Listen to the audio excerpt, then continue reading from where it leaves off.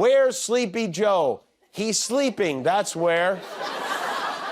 Imagine a guy who's hitting the headlines in all the big newspapers for dozing off in court, then has the guts to call the president Sleepy Joe. It's such a classic Trump move to throw his own traits onto others and somehow think it's cool, all while giving his trolls more to chatter about. Trump always paints himself as a go-getter, but his history often tells a different tale. Once again, his recent tweet serves as a reminder of this. Jimmy Kimmel nailed it with his analysis. Trump poses the question, where's Sleepy Joe? And it really makes you wonder, what's he trying to say? We saw the president just yesterday, so why ask now? Is Biden suddenly AWOL? And why focus on Joe anyway? Wasn't Trump usually obsessed with Hunter? Plus, how can someone be caught napping in public more times in the last 3 weeks than a sloth and then have the nerve to call others sleepy? One more time, he posted this at 4:55 a.m. when everyone is sleeping.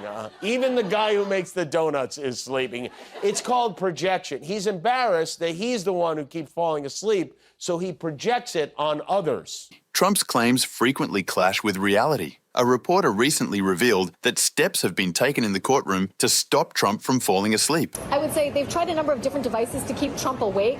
This appears to be a direct reaction to observations by the press corps. For example, during side discussions, lawyers now stay close to Trump to prevent him from nodding off if left alone. But here's Jimmy's punchline, explaining why the court is giving Trump Wednesdays off. In New York, there was no trial today, no Stormy Daniels trial. They take Wednesdays off to air the place out, which means then Trump was free to fart on voters in Wisconsin and Michigan today. Trump paused his courtroom appearances to jet off to Michigan and Wisconsin for a rally with his supporters. Imagine that. His first major rally since being fined for disrespecting the court and right in the midst of a trial concerning hush money paid to a porn star. So, what do you think was his top priority? You guessed it, poking fun at Chris Christie's weight. If this doesn't qualify as the pinnacle of absurdity, we're not sure what does. Remember Chris Christie? He really liked me quite a bit, right?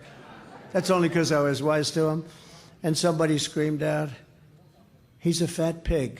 And I said, "Sir," and you know you're not allowed to use the fat word. If you use the fat word, you're essentially out of politics, right? There are certain words you can't. You can say obese, but you can't say fat. I think obese is probably worse. So, after Trump decided to share some advice on ethics, specifically regarding the choice of words when discussing a person's weight. In a curious scenario, Trump outlined a situation where someone might use the word fat to describe a hefty individual, only to be interrupted by another person shouting, "He's a fat pig, sir." Trump then intervened, saying, "Sir, never ever call Chris Christie a fat pig. Ever. He is not a fat pig, please. I'll have to ask you to leave the room." However, if you think that's a bit much for a presidential candidate in the US, just wait. Despite his effort to avoid using the word fat, Trump, often nicknamed Orange Julius, quickly transitioned to discussing food. Yet, this time, his comments seemed a bit off track and perhaps even slightly skewed. A person shouted out, "He's a fat pig, sir." And I said, "Sir, never ever call Chris Christie a fat pig, ever. He is not a fat pig. Please, I'll have to ask you to leave the room."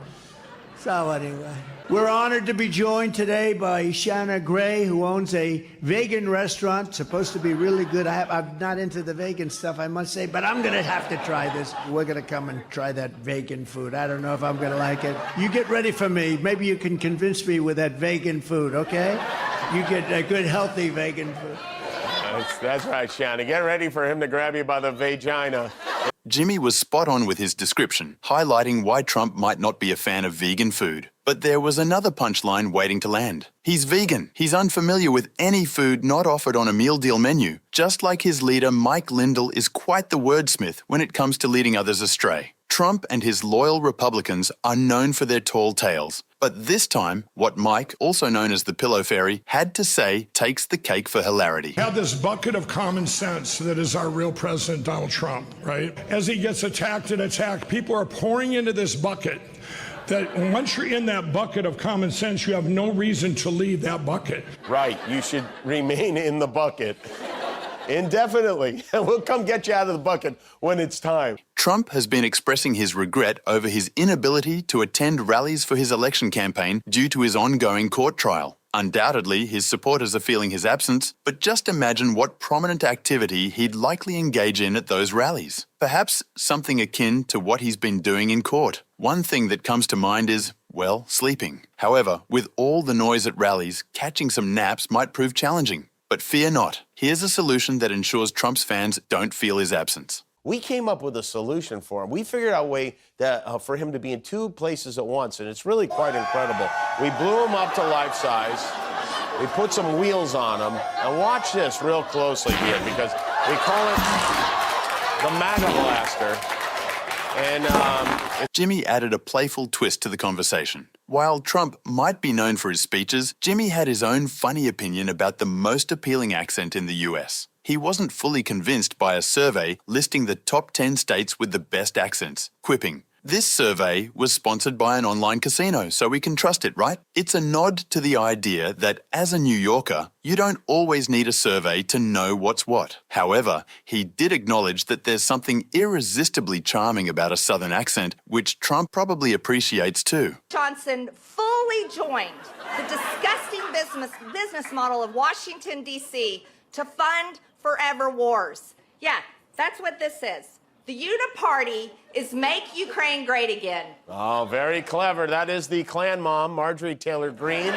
Besides her accent, there are additional noteworthy elements to Miss Greene's story. She's engaged in a dispute with Speaker Johnson, a member of her own party, with the aim of displacing him from his position in the House. Her argument? She alleges that he's betrayed Republican principles by seeking Democratic backing for anti-Trump initiatives. However, her efforts may encounter resistance, as Democrats are steadfast in their support of Johnson to maintain cohesion within the House. It's clear she's simply causing trouble to gain attention, they remarked. Now we have Hakeem Jeffries and the Democrats coming out, embracing Mike Johnson with a warm hug and a big, wet, sloppy kiss. Oh, man, I would hate to be Marge's kettlebells on a day like this. The way she highlighted Hakeem Jeffries' support for Speaker Johnson, she really set herself up for a response like that. Jimmy did a great job once again. Wait till she finds out Hakeem Jeff has also agreed to be Mike's new porn accountability partner. So, when Marjorie Taylor said people were fed up with the drama on television, tired of the fighting, and sick of the BS from Washington, D.C., she pretty much set herself up for a nice troll from Jimmy. Want you to go away forever. Exactly. Why make a mess over there? It's time to move on and let people live in peace in Washington, D.C. Harder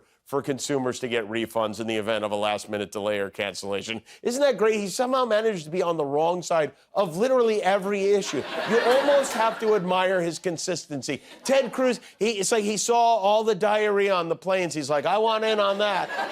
Before Jimmy changed the subject, he tried to share some advice with Marjorie. He reminded her that before she proceeds with her plan to remove Speaker Johnson from the House next week, she should consider the consequences. He referenced a past incident when Congresswoman Lauren Boebert faced repercussions for her actions. It was genuine advice, albeit with a touch of humour. However, Jimmy also hinted that many Republicans are growing weary of Marjorie's actions. But some, like Thomas Massey from Kentucky, think she's just great. Well, it's an honor to be here today with one of the hardest fighting, most articulate members of our Republican conference.